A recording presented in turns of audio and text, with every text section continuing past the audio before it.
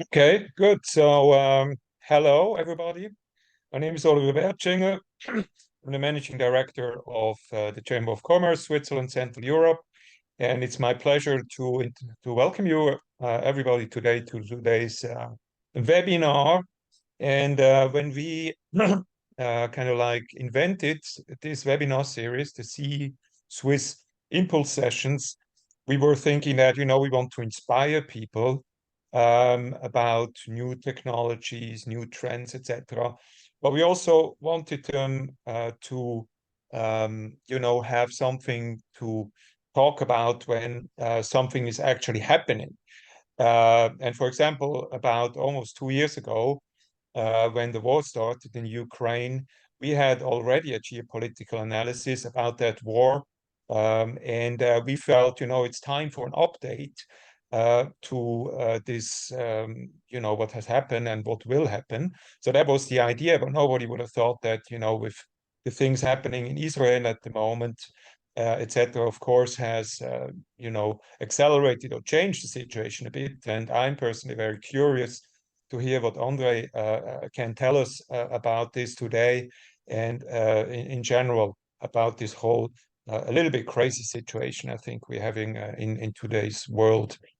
Anyway, so I welcome you not only in the name of my Chamber of Commerce, CEE we call it, which is covering all those 17 countries.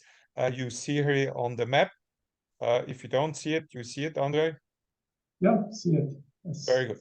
So I'm not sure if I was sharing, but anyway, good. But we also have 12 other chambers of commerce, and all 12 chambers of commerce are in this. We are all in this together. So I welcome our public from all over Central Eastern Europe and Switzerland to this webinar. But I also invite you to continuously work with us to improve the relationships between Switzerland and all those 17 countries in order to have strong economic, scientific, but also societal ties, which are important for us to progress. So thanks to all those 12 chambers of commerce. Some pointers, as usually, we have about 30 minutes of Andrej, who will talk to us about it. It should also be something very, let's say, interactive. If you have questions, you can ask them during the speech. They might be answered at the end. You are currently on mute. You have no video. We will end on time, which means a quarter to 12 your time. I'm actually 1 hour behind you here where I'm at now. Use the chat function. You might have something you want the others to know. You can, as usual, say hello and say where you're from or where you're sitting at the moment. If you have questions, use the Q&A button at the bottom, and we will again answer those questions after the speech, and you will receive all slides and the contact details of all chambers of commerce, but also of Andrej at the end, and you can rewatch the session on our YouTube channel. Our next Impulse session will be about EMPA. Maybe some of you might not know EMPA. EMPA is, it's the Federal Material Institute. And it's actually crazy what these guys are doing. And we will talk to Tanja Zimmermann. She's the director of this Federal Institute, Scientific Institute and the Research Institute, with the vision of materials and technologies for a sustainable future. I personally believe that it's incredibly important that, we get to know new ways how we can do different materials and new technology in order, to become really sustainable. And Tanja will tell us about their very, very exciting new findings and what they are working on. Okay, without further ado, I'd love to introduce Andrej. Okay, so what I will do is, let me just put this on here and share the screen real quick. Yeah, so when you do that, so I'm pleased to introduce Andrej Bastar. He's the CEO of Brasidas Group, a Switzerland-based strategic intelligence and risk advisory consultancy. Their work is crucial for various multinational companies, financial funds, family offices, and government entities. He holds science degrees from Rutgers University and John Jay College of Criminal Justice, shows he has a very interesting background. His professional journey has led him to conduct forensic investigations and work in conflict zones across the Balkans, Middle East, and Africa. Additionally, Mr. Bastar has shared his knowledge and insights through published papers on a range of topics, including the dynamics of shifting geopolitical landscapes across various regions. Andrej with Prosidos, I'm very happy to say he's a member of our chamber, and he is, on top of this, our head of Slovenia, because Andrej is Slovenian. And so very happy to have you here today, Andrej, and I look very much forward to what you will be able to tell us. All right, so Oliver, thank you very much. Let me just share the screen over here, and then, yeah, so am I sharing it? Yes. Yeah, excellent. All right. So Oliver, yeah, thank you very much for this, for the introduction, and it's a real pleasure, to be here on your, webinar series. I think the work that you guys are doing is it's very, very important. I think it also strengthens the ties, and it is rather practical as opposed to just theoretical, right? So again, just to reintroduce myself over here, I'm Andrej Bastar.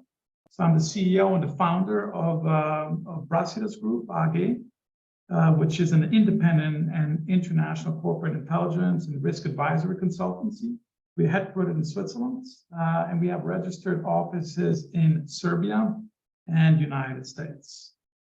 So essentially what we view ourselves as are problem solvers for our clients, right? What we try to do is identify tomorrow's news today, right? We provide them with actionable information so they can make an informed decision. I mean, that's essentially our motto. So what we do is, let me just see if I can, all right. So we specialize in providing public and private sector clients with business intelligence, due diligence, risk assessment solutions, for strategic planning in the international marketplace. So essentially what we provide clients is competitive advantage by placing strategic information, gathering network at their disposal. So with these resources in hand, clients can make better informed decisions, and they can do that with confidence. So some of the elements that we offer our clients include, but not only limited to, is mitigating geopolitical risks. I mean, we've been tracking everything from the situations in the Middle East, now Israel, before Iran, looking at Russia, Ukraine, tracking Venezuela. I mean, we are operating globally. Now, we also support our clients in defining their corporate strategies. Very often our clients are operating in less transparent jurisdictions. We also help them with, basics such as, due diligence, focused inquiries, source interviews, try to understand the atmospherics on the ground. And we also identify and capture market opportunities for our clients. Very often there is, the position that we are now with the Swiss Chamber of Commerce, where we are helping with navigating the markets in Slovenia or in the Balkans. We do the same for, for international clients that are looking for a foothold in the Balkans, Middle East, some of them also in Africa. So again, it's a bit of a global footprint. Our methodology is agnostic, meaning that we can transplant our methodology if we operate in Europe, if we operate in Asia, Africa, Latin America. So today I'm going to speak about conflict-driven economies with some historical and current perspective, along with insights how wars and conflicts impact Europe, right? Now, in terms of weaponization of energy resources, right? Global security and energy security are two sides of the same coin. Energy literally fuels our day-to-day lives, and it's the backbone of productivity, trade, and influence. It's a very powerful weapon and used by those that have against those that don't, right? Or those that need. So energy weaponization refers to the practice of exploiting control over energy resources, infrastructure, supply chains to achieve political, economic, and strategic objectives.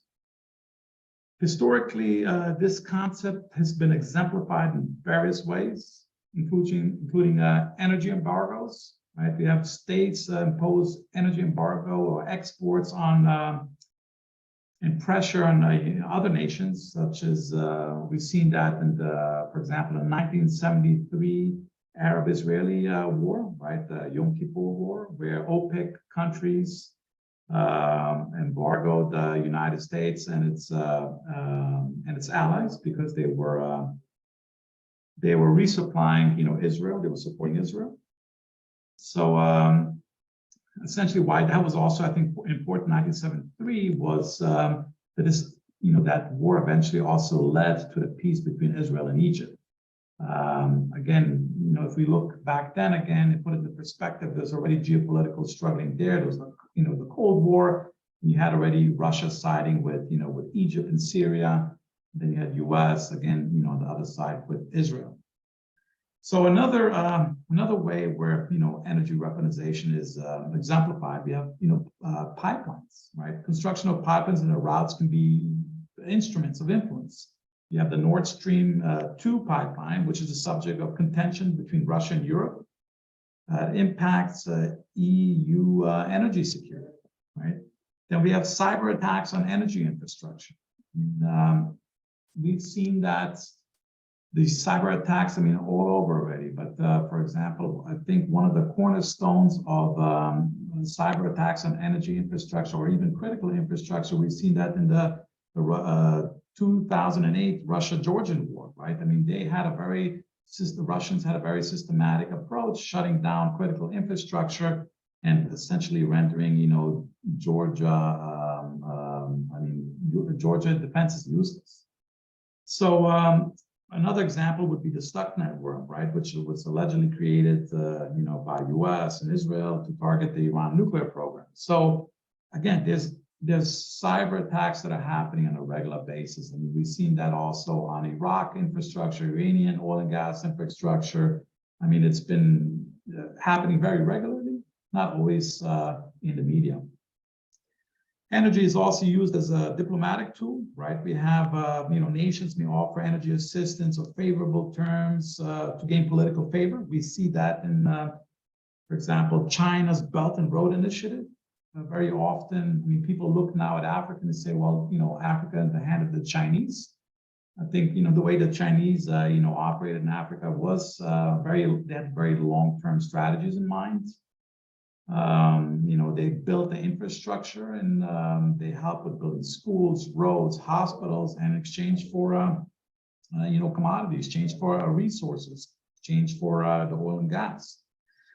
Now, in turn, weaponization of energy, again, poses several grave challenges, to global energy security, right? And these challenges that we can, see are energy dependence. That's something where, they make, for example, nations make others vulnerable because of their dependency. That could lead to energy crisis, economic instability, even military conflict, right? As seen in the case of Crimea and Ukraine. Then we have geopolitical instability. Energy weaponization fuels geopolitical tensions and conflicts, makes it very difficult to achieve international cooperation on pressing issues like sustainable energy development or climate change. Then we have economic disruption, right? And that's when energy prices shocks, trade imbalances and supply disruptions can undermine economic stability and growth. They affect industries, consumers, national budgets. And we have also environmental consequences, right? Over-reliance on some certain energy sources, such as fossil fuels, that can exacerbate environmental issues, including climate, change, air pollution, and resource depletion. So next, energy weaponization has been there's been a lot of concern in Europe, across Europe because of that, right? And it's come now to the forefront following the Russian invasion of Ukraine. There have been several examples where energy resources have been used for political and strategic purposes. Some of these examples I'll demonstrate here, but there are only a few, right, that we will just highlight here right now, right? So one of them is the pre-war energy dependence on Russia. So many European countries have faced consequences over their heavy dependence on Russian oil and gas. That's made them very vulnerable to Russian influence, right? These countries now seek to diversify, energy sources and supply routes to reduce dependency and enhance energy security. I mean, some of these countries that they've been very dependent. I mean, some of them pop into mind are Belarus, Cuba, Curacao, Kazakhstan, Latvia, Slovakia, Finland, Azerbaijan, Hungary, Lithuania. I mean, there are many countries that are that were reliant on this on the supply, right, from Russia. Another example we have here is the the disputes that Russia had with Ukraine, right? Russia had a history of using its natural gas supplies as a geopolitical tool in Europe, right?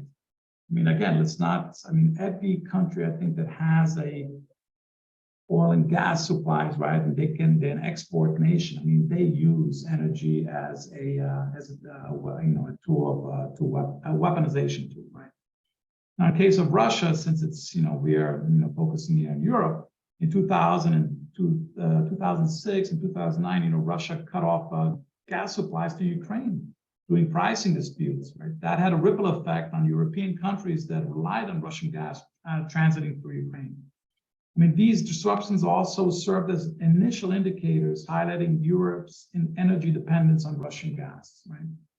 Now, Nord Stream 2 pipeline, right? That's another example here. We have the Nord Stream 2 gas pipeline is connecting Russia to Germany via the Baltic Sea. And that's been a subject of controversy, right? The project was viewed as a means for Russia to bypass Ukraine and increase its control over gas supplies to Europe. But I mean, one could also argue that it strengthened Russia's influence over Eastern and Central European countries and threatened, energy security in the region. Crimea crisis and gas supplies to Ukraine is another example. In the aftermath of Russia's annexation of Crimea in 2014, there were concerns about the disruption of natural gas supplies to Ukraine. Russia's control over Crimea, which housed vital gas infrastructure, gave it potential to manipulate gas flows to Ukraine and also heightening the energy security fears. Disputes over energy resources in the Eastern Mediterranean. Now, the Eastern Mediterranean has witnessed energy-related disputes. I mean, they involve Cyprus, Greece, Turkey. The discovery of significant natural gas resources in the region also led to territorial disputes and competing claims, with energy resources becoming intertwined with geopolitical tensions. I mean, we can see it, on a global level, right? Also, despite what people might think, regarding Belarus, I mean, even Belarus had, energy disputes with Russia. I mean, Belarus is a key transit country for Russian oil and gas exports to Europe. Had numerous disputes, with Russia over energy pricing and transit fees in the past. So Russia's halted oil supplies to Belarus during these disputes. That also caused, concerns in Europe about potential disruptions to oil supply and supply chains, right? Now, Now, Russian invasion of Ukraine, I mean, essentially has weakened Europe, right? To the realization that, energy diversification is no longer a matter of choice, but it's an urgent imperative, right? The complexity of these of weaponizing energy resources and its implications for global security has made it clear that energy is a strategic asset, and diversification is essential to reduce vulnerabilities and enhance resilience. So the current conflict that we're seeing in Russia and in Ukraine is forcing European countries to ramp up investments in renewable energy. I mean, that's spearheaded it. That's sort of, put it on the fast track, right? To also to improve efficiency and foster international cooperation. I mean, these actions, will aid nations in mitigating the risks associated with energy weaponization and moving, towards a more secure, sustainable, and equitable global energy landscape. I mean, it's unfortunate these type of crises are the ones that spur this sort of, renaissance or this drive to, to diversify. But it's, it's never too late, right? So diversifying energy sources and supply chains mitigates the risk of energy weaponization and enhances, global energy security. I mean, here's also some of the reasons, why this is important. We have the, mentioned risk mitigation. So it reduces the vulnerability of nations to supply, disruptions, price fluctuations, geopolitical tensions, climate goals. I mean, that's one thing where diversification promotes adoption of, renewable energy. I mean, that's a whole new market now that's, opening up. Economic resilience. I mean, we have the, we are trying to reduce the, the price shocks and the fluctuations. So also, enhancing economic stability. Geopolitical, balance is also one of the reasons. I mean, here we have trying to diminish the leverages, right? That energy-rich nations, whether it's, the OPEC countries, whether we have, Russia, whether Venezuela, China. I mean, even U.S. is, producing their, the oil and gas. But it's trying to, we are trying to essentially. I mean, the point here is to contribute to a more balanced and cooperative international, system by, through diversification. Now, technological advancements, I mean, diversification also encourages investments, research development into new energy technologies. I mean, that can lead also to, innovation, job creation, and emerging, industries. Now, we have geopolitical conflicts, I mean, have created opportunities leading to sort of economic rebirth, right? So outcome of conflicts has always been dependent on numerous factors, right? I mean, some of them are, destruction and reconstructions. I mean, their efforts. So we have already now, a call looking towards, long-term reconstruction for, Ukraine. I mean, this will require, immense investments to stimulate this post-war economies, and especially in the areas of construction, logistics, infrastructure development, electricity, water, and internet services.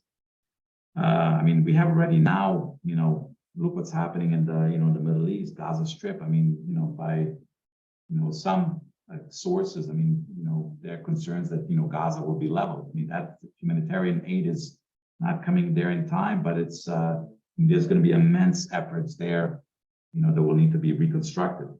So defense and security industries, right? They have driven, governments to heavily invest in defense and security related industries, weapon production, cybersecurity, intelligence, and other defense related technologies. I mean, there's a lot more, money that's being spent on these, sectors. Obviously, resources, right? I mean, we have conflicts involving disputes over natural resources, oils, minerals, agricultural land.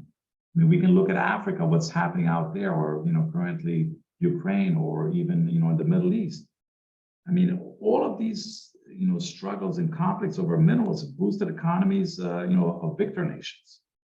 Now, technological advancements, I mean, it's the same thing here. We have, these conflicts usually spur innovation, and then these innovations have broad applications in civilian industries. They create economic opportunities like aerospace, telecommunication, information technology. I mean, right now we're also seeing, a boost in nanotechnology coming from, from the Balkans area. Slovenia has, had some very huge advances, in nanotechnology or AI that's, I mean, seeing quite a bit of traction, I think, or interest in international markets, right?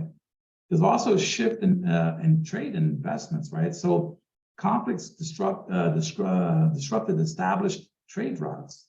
I mean, They realign relationships. They lead to shifts in global supply chains. You know, some countries benefited by positioning themselves as alternatives to unstable, you know, regions. I mean, we have the entire Russia, for example. They're pivoting to the east. I mean, they you know, constructed or have new transportation routes, right, that have seen a renaissance. You're looking at, you know, the Trans-Siberian Railroad, the Baikal-Amur mainland, even now the north-south transportation corridor, right? I mean, we are looking now link new routes to Turkmenistan, you know, Kyrgyzstan, Uzbekistan. I mean, this new route now, it's linking, you know, St. Petersburg to India. I mean, that's going to see tremendous, I think, or a boost in economies, you know, in those regions. We also have another, you know, opportunity is human capital and brain drain. I mean, we have immigration of skilled workers and professionals, you know, that are fleeing some of these conflict-affected regions, right? I mean, that leads to opportunities in countries that are receiving these migrants. I mean, Europe has had its share of, you know, migrants, and again, I mean, many of them are, you know, contributing to research and development, right? We have an influx of, for example, Ukrainians, software development, Russia, you know, the Russian migrants going to, you know, the Balkans, Serbia, you know, is taking a lot of Russian, for example. You have Ukrainians flocking to the Balkan regions or, you know, into Europe, right? Financial markets, that's another sort of opportunity. I mean, we see tremendous amount of fluctuations, providing opportunities for traders and investors to, you know, to profit from market, you know, volatility.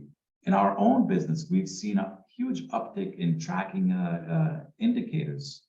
I mean, we've been tracking indicators across the Middle East. I mean, mostly for macro funds, but also for corporations that have, you know, assets in those areas. And by tracking these, you know, indicators, we are trying to, again, identify, you know, tomorrow's news today. We are trying to find out, you know, I mean, it's almost like you're trying to find out what's happening in the future. I mean, these indicators can be very small. We're looking at, you know, anything are things flying off the shelves, you know, is, for example, oil and gas being stockpiled? I mean, are there blood drives happening in the region? I mean, those are things that, you know, are very small, but, you know, when taken in context, they provide, I think, quite, they shed some light on, you know, on potential developments. Now, you know, another, I think, great example, I think, for post-conflict economic development are the Balkans, right? It's a microcosmos for, you know, revealing a variety of economic recoveries, right?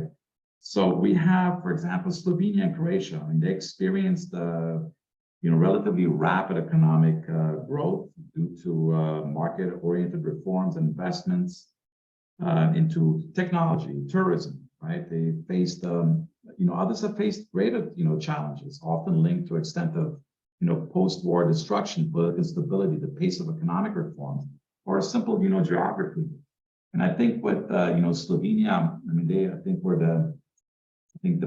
they surfaced, you know, I think the best out of that, you know, the conflict. That, you know, I think there was a lot of work done prior to, you know, exiting the, you know, Yugoslavia, right? I mean, they were securing support from the West. I mean, they did some very, I think, well thought out strategic moves, you know, before, you know, making that final call. So by doing that, I think that was, you know, the level of destruction was far less.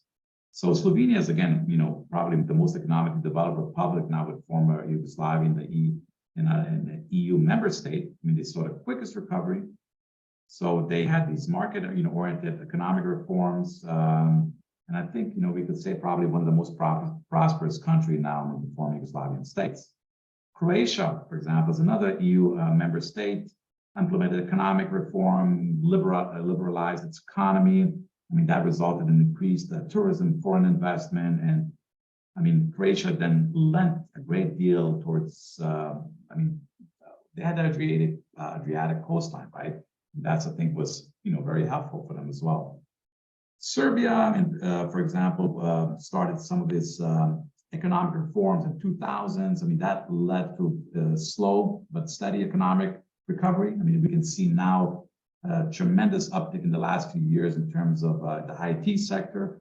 Montenegro also implemented market entry reforms. We're seeing also, a lot of push towards renewable energy sectors.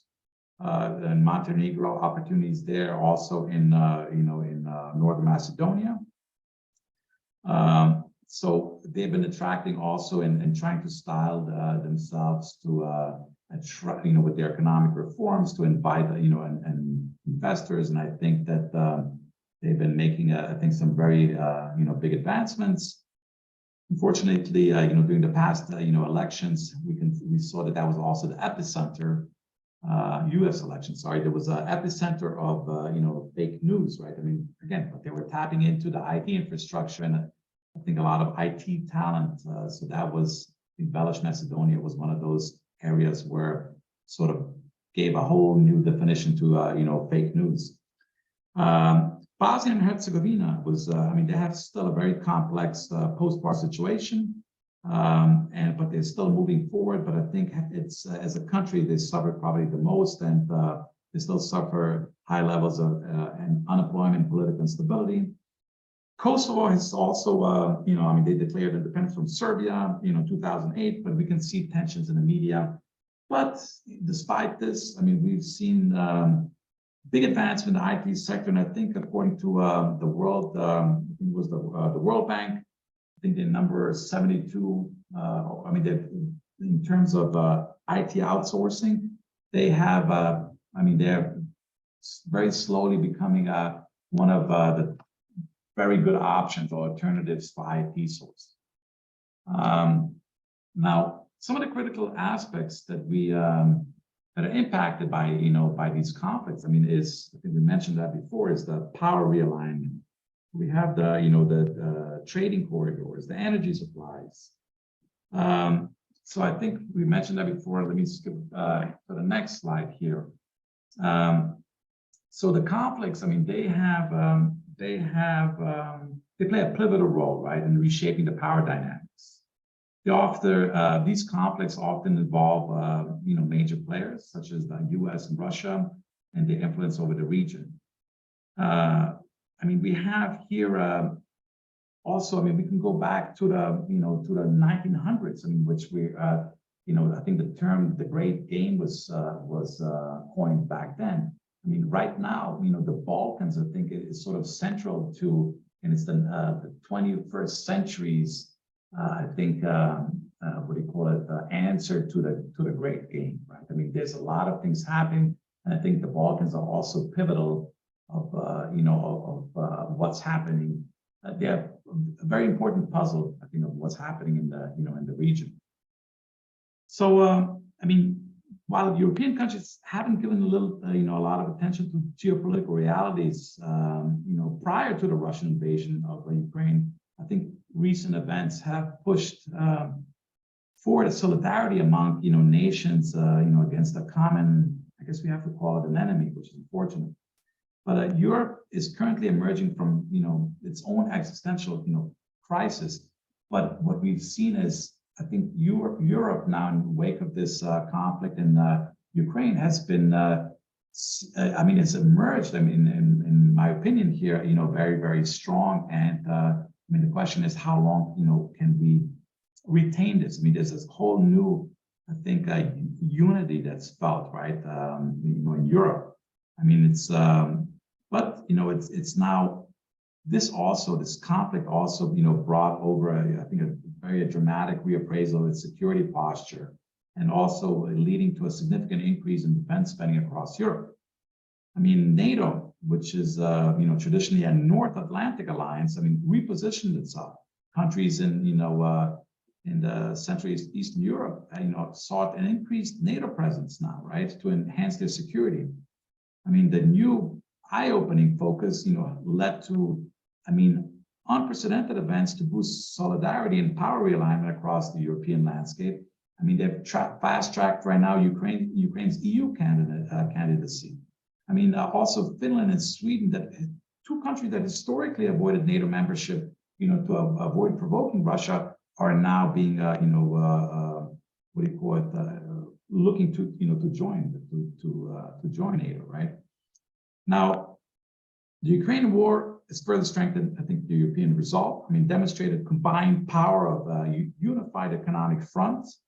And these factors combined, reflect not only a power realignment, but also, a wholesale shift in European security and geopolitical landscape. Now, the trading corridors in the European region have significantly influenced by conflicts of, along the European border in Central Eastern Europe.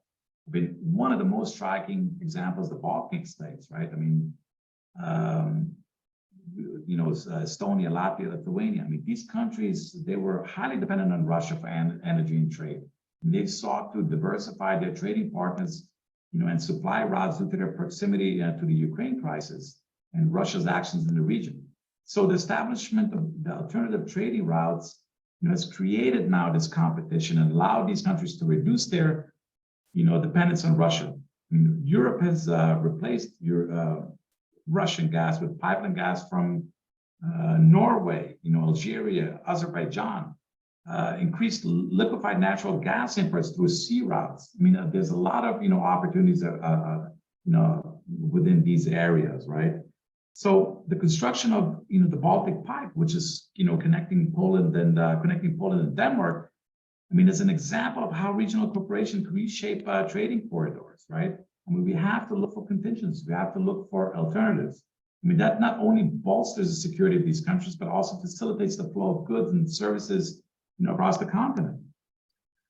So now, conflicts in Central Eastern Europe and European borders raised concerns about energy supply, especially natural gas. Russia's role as a dominant supplier of natural gas, has a source of anxiety, political tensions, which directly translate into energy disruptions. So Europe's reaction to this crisis has been very fast and effective. And member states, have been exploring gas resources elsewhere and accelerating the move to renewable energy. Again, there's a silver lining here, right? And interestingly, I mean, when we look at some of the statistics, EU emissions reduction efforts have vastly exceeded expectations, prior to 2022. And unparalleled expansion is expected in the areas of wind, solar, and other alternative energy resources in the coming decade. So Europe, has been actively working to diversify its energy resources and supply routes with projects like the Southern Gas Corridor, right, connecting Caspian Sea region to Europe, and the development of liquefied natural gas terminals, have been instrumental in reducing Europe's reliance on Russian gas. I mean, these efforts, again, not only enhance energy security, but they promote competition. They open up new markets. I mean, new opportunities. I mean, all of this combined then, leads also to lower prices, for consumers. Now, again, conflicts in Europe and, everywhere, essentially, they bring direct and indirect impacts on, innovation and technology advancements, right? I mean, military conflicts, they need advancements in defense technology. I mean, that leads to innovation in areas of, I mentioned before, military hardware, surveillance, cybersecurity. I mean, just in the past few months, past 6 months, a year, I mean, we've seen, many companies that are, smaller entities coming with really revolutionary products out of, the Balkans areas, looking or Eastern Europe also, in Asia, looking to, for new markets. I mean, and we are looking to also find placements for them, right? I mean, see what kind of is there a product market fit, right? I mean, all of these innovations, they find applications in civilian sectors, right? And they drive technological progress. I mean, one of the most novel, from now looking at Ukraine, novel advancements, for example, in Ukraine was the Koropia, app, right? That's a battle-tested system used for instant sharing of its, positioning with heavy artillery battery in the area. This has reduced engagement times significantly. Providing an intelligence edge over, the adversary. It's a really amazing, product. Advancements such as this, right, have impacted already the civilian markets. There's very quick a translation into the private sector. How can we use this, and how can we use it, to benefit, to benefit the civilian sector? I mean, now the drones are, very quickly deployed, in the aftermath of natural disasters to quickly assess, damage to buildings, infrastructure. Emergency responders, help them prioritize their efforts, coordinate resources, provide aid, more efficiently. I mean, this is also, I mean, you're securing also, critical infrastructure. I mean, air corridors, transportation routes. Law enforcement, I mean, they're employing these type for, apps, there's new innovations for, crowd monitoring, for traffic management, accident scene documentation. I mean, it allows instant bird's eye view of events. I mean, they help authorities maintain order, and gather, evidence. So, this technology also has, in the case of Cropia, also has, advanced mapping and, cartography capabilities. I mean, it allows drones with advanced GPS technology quickly and accurately create 3D maps of large areas, which is useful for, urban planning, agriculture, and land development. Indirectly, I mean, these conflicts influence the direction of research and development. I mean, we have been involved with some, universities that have, put out these new AI-controlled, cameras. Again, we're trying to use some of these, cameras as well. Everything from traffic management to, searching for indicators, as I mentioned before, that could help, provide, let's say, advanced insights for, for funds, for cooperation.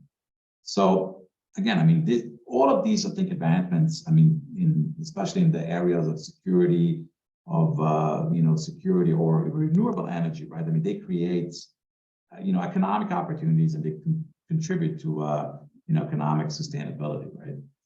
So, I mean, the economic and political implications of conflicts, I mean, as mentioned before, is intertwined with power realignment, right? I mean, we are seeing now new, alliances surface, right? I mean, the new trading corridors, energy supplies, innovation.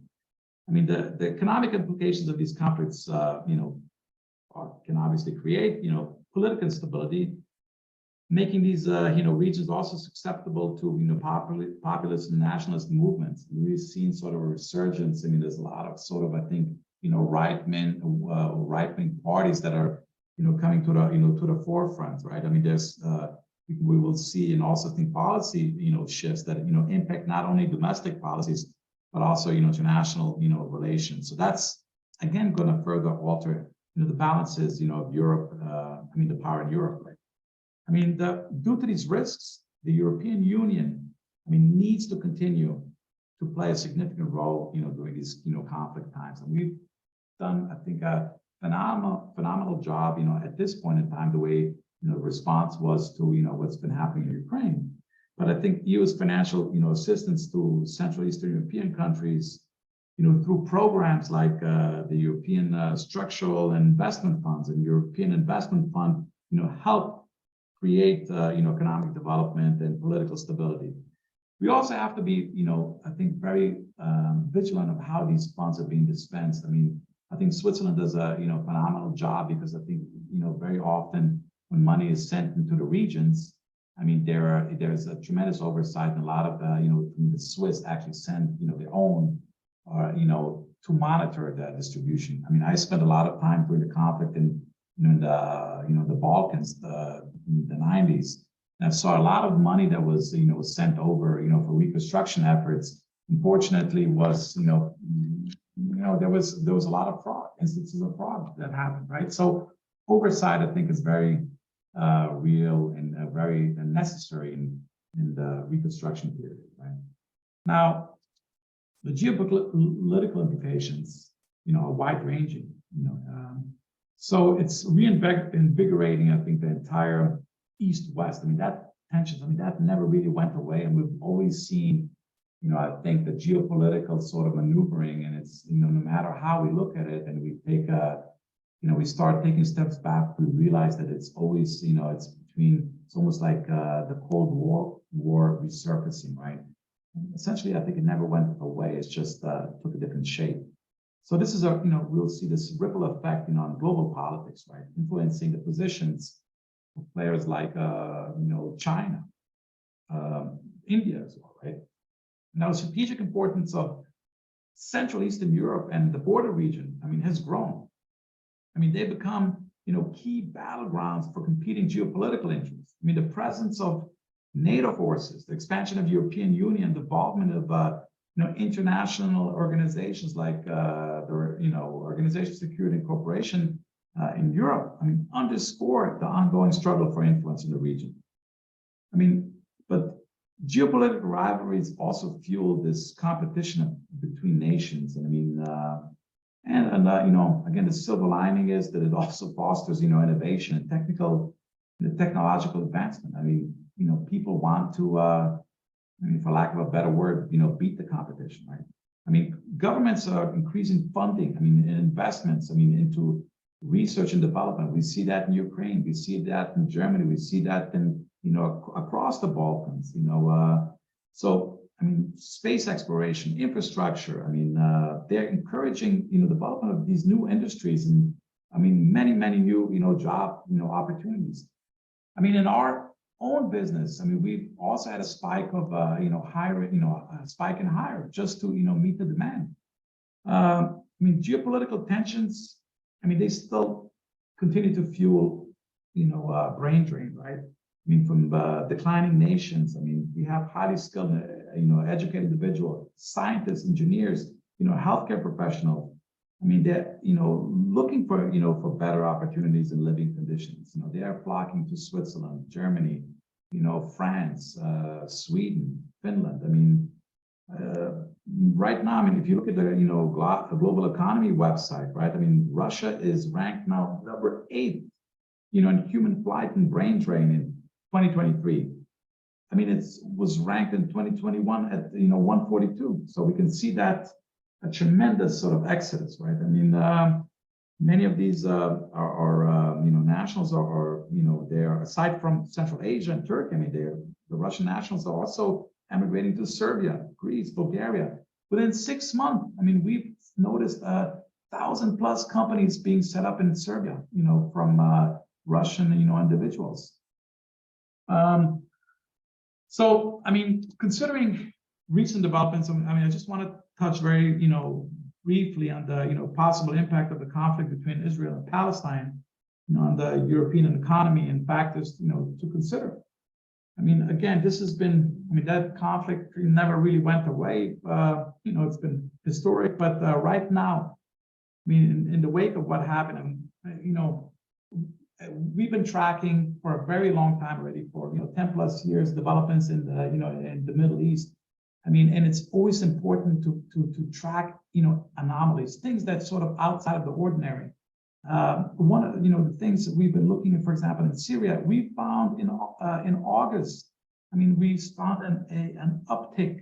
Our sources reported an uptick of Hezbollah activity in militia bases. Right, there was across Syria, they were looking for, there was a recruitment drive, right? There was a recruitment drive of, Palestinians that were born, I think, in 1982.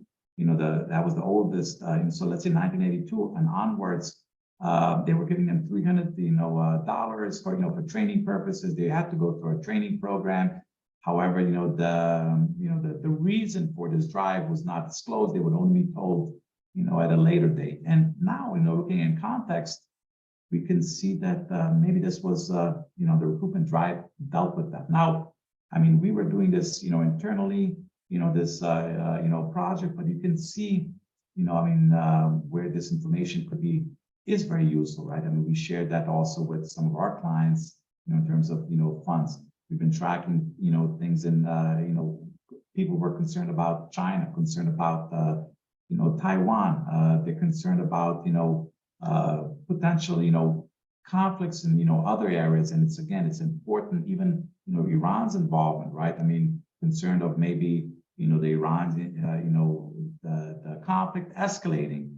Eventually the Iranians potentially closing the Straits of Hormuz, right? Would have a huge impact on, transportation, oil and gas. But back to, Israel right now. Energy prices will, we should consider that. Europe imports a significant portion, of its energy resources. So any additional, disruption in the supply of these energy resources from the Middle East, plus increased, geopolitical tensions, I mean, will have an impact on energy prices, right? But lessons, learned from Ukraine, I mean, have already provided Europe with a game plan, which is, great, and also alternative access, from Central Asia and also U.S. partners. Now, trade and export, right? We have the EU is a major trading partner with Israel and the Palestinian territories. I mean, the escalating conflict will likely disrupt these trade routes. I mean, leading to delays in supply chain, disruptions. Tourism, for example. European countries are, popular tourist destinations for travelers from around the world. I mean, including Israel and Middle East. We can expect a decrease in tourism, from this region. I mean, as a company as well, I mean, we've worked with also, let's say, tourist entities or let's say government entities, whereby right now, I mean, there's a concern for their nationals, right? We are with some of our, clients exploring, what are the safest way, to potentially get some of their, civilian travelers to, to a safe zone, right? Economic, aid is. European countries, already providing significant support to Ukraine.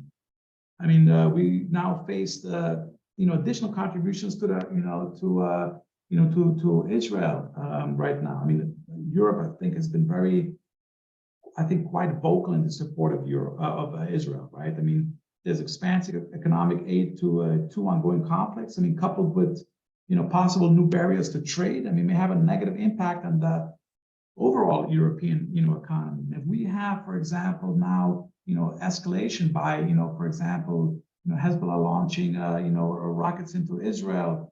I mean, right now, there's, that might potentially lead to, U.S., attacking, for example, Iran. Highly doubt it, but still attacking. I mean, this was a threat to, attack Iran because, Hezbollah is financed predominantly by, Iran.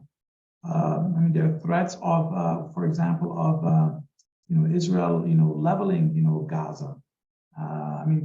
There'll definitely be, I think, destruction there. But the concern after that is, what happens then in Israel? Are we going to see an increase in suicide bombers? I mean, yesterday and the day, a few days ago, there were, small, individual lone wolf attacks in France, in Italy, in Germany.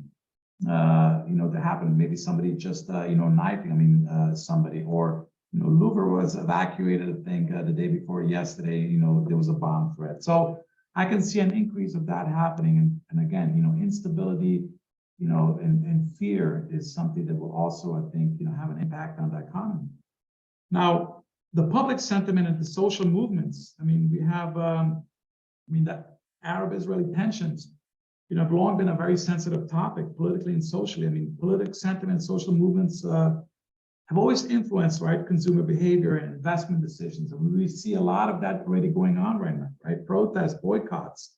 I mean, other forms of activism related to Israeli-Palestinian conflict can and will, I think, impact in, business and consumer preferences. I mean, particularly, an industry that is seen to, having ties to, to the conflict. So, I mean, one thing we also have to stay vigilant of is the, the resurgence of like that, the fake news. I mean, a lot of footage, photos, videos are being shared online, and it's already, surfacing right now, that they are being, manipulated, right, to evoke some sort of a sentiment. I mean, maybe create some sort of, response or shift, for example, the victim and the, let's say, the aggressor roles, right? I mean, again, I think that we have to be very vigilant and, not take everything at, face value that we see in the media, right? So, we could be talking about this for a very long time here, but I just wanted to, I realize that we're probably coming up on an hour. I would just like to thank you very much for your, time and attention. And if there are any questions, I would, love to address them. Okay, thanks, Andrej. It is crazy times. Thanks also for everybody who has been here. We've been a bit longer than usual, but it's such a huge topic. So if you guys have any question to Andrej, you can always use the F&A button. Maybe now talking a little bit about the region, Andrej, what is your sentiment about, I don't want to have any prediction, but what's happening a bit there in the Balkan currently? Is that a real threat that, that kind of like conflict could also, start in Kosovo? Yeah, I mean, look, I think that, no matter how we look at it, I mean, yes, there's going to be skirmishes. I think that there will be, what do you call it? I mean, there's always some sort of like extremist elements, right-wing elements that will try to, sort of push their own agendas. But I think that, the people, especially, the Balkans, I think they're tired of the, the conflict. And I think there are too many sort of, larger entities that are involved in the region that will, there's a lot of opportunities that will essentially try to, slow this down. I mean, we've seen, for example, in Wagner Group, surfacing in, for example, in Bosnia, also, training some of the, Serbian militias in the past, right?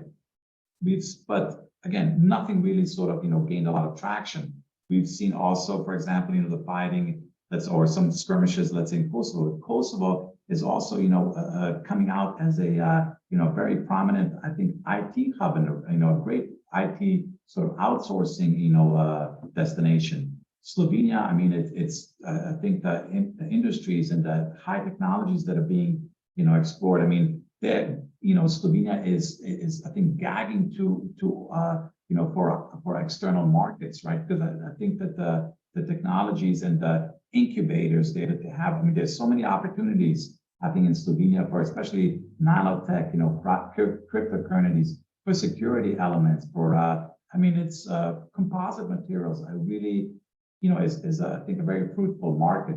Agriculture, honey. I mean, there is so many opportunities. Croatia, the same thing. I mean, the Chinese built the Pelješac most right now, right? I mean, there's new terminals, for example, for the oil and gas route, coming through, online. So there's so many opportunities coming out there. Tourism, renewable energy that's surfacing. We are involved in Northern Macedonia and a very large what do you call it, a project, renewable energy project, right? Where there is, I mean, they have support of the government. They have support, technology from the U.S. They have, support from the Slovenian, embassy. Their support of the local government.